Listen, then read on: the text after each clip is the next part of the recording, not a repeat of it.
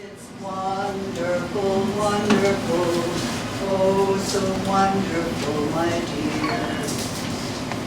Do you know of any apartments for rent? Or even just a room? It doesn't have to be fancy. And don't tell me to go to a shelter. I'd rather be on the street. I just need a happy, wonderful place. A happy, wonderful place. A happy, wonderful place. It was a happy, wonderful place. Simple, peaceful, no problems. We left our car doors unlocked. Nobody locked their car doors. This was in the 60s, and the block where I lived was in the 60s, near Madison Avenue on the east side. A lot of very famous, very wealthy. You had to be very wealthy to live up there, but yet nobody had an arrogance about it. They were all down-to-earth people. Jackie Kennedy rode around on a bicycle in pants with a cap on her head. Rockefeller walked around in just a shirt and a pair of pants, and that's it. Nixon was the only one who sometimes wore a suit. Oh, Woody Allen lived up there. He walked around like a bag man. You'd see him from the back and you'd think he was a homeless man. And I thought, oh my God. Excuse me, sir, would you like a $20 bill to get something to eat? Oh God, Woody, it's you. Patty Hearst's grandmother, she was a friend. She and I walked our doggies together. She's the only one who had security guards. Oh, and Joan Rivers had a chauffeur-driven limousine and was parked outside her house 24 hours a day because she was always very, very busy. The late 80s is when it began. For example, before that, I could walk into a store on Madison Avenue. Oh, and in those days, they were all mom and pop shops. The parents bought it and passed it on to their children and their grandchildren and their great-grandchildren. You could get a lease on Madison Avenue for 40 years.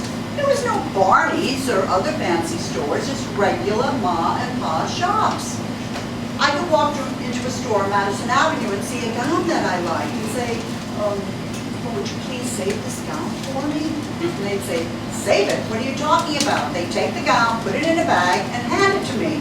And I'd walk out of the store with the gown without paying for it. And I'd go back the next day or 2 days later or whatever and pay for the gown. Everybody knew everybody. You'd walk into a bank and they knew who you were. I could put $1,000 cash on the manager's table and say, would you please put this in my account and walk out. No receipt. We had to start locking our car doors because people began stealing the cars and breaking into the stores. Mid-80s is when the big change came or started coming. Now all my friends are gone. They all moved away. They didn't like the change that was coming to the neighborhood. But they passed away. I really should go check on my card. Just need a happy place.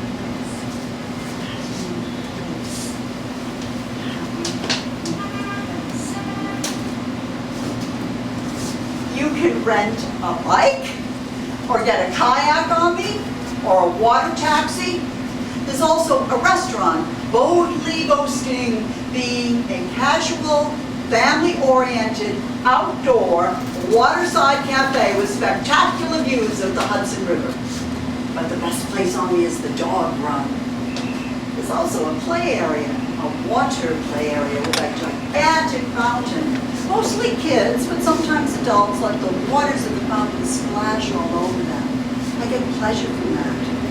Also pleasure from the trees and the grass. Sometimes people sunbathe on me.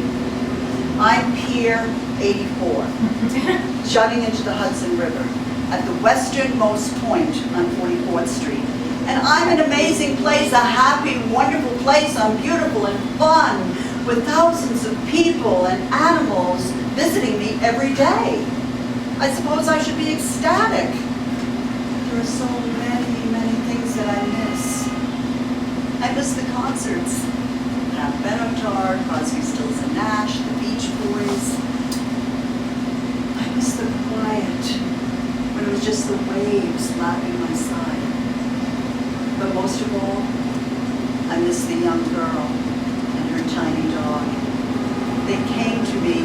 every morning, often before the sun rises. And they run and run around me, sometimes for an hour. I was made of wood then, and I was twice as long as I am now.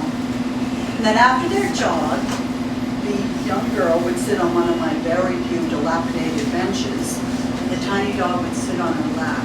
And she always brought a thermos of coffee. And she'd gaze at me lovingly, sipping her java. And she came to me in all kinds of weather, hot, steamy, humid New York days, as well as freezing cold winter days, even in the snow. She loved me back then, and few people did. Fear, you know.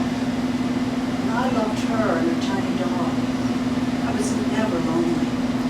I feel more lonely now with the thousands of people and animals out in my cage. I remember when the girl and her lover would come to me in the middle of the night to play miniature golf. It was open 24 hours a day. And they always came at that bewitching hour with an aura of romance. Never understood why they took the golf course off me. You know, I still see the young girl from time to time. Well, she's an old lady now. But that doesn't stop her from romping barefoot in my fountain on sweltering nights. And of course she comes with different dogs now. It's always so lovely to see her. But oh, how I miss our alone times together. Oh, so many, many years ago.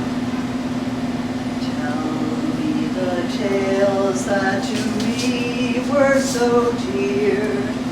Long, long ago. Long, long ago, sing me the songs I delighted to hear. Long, long ago.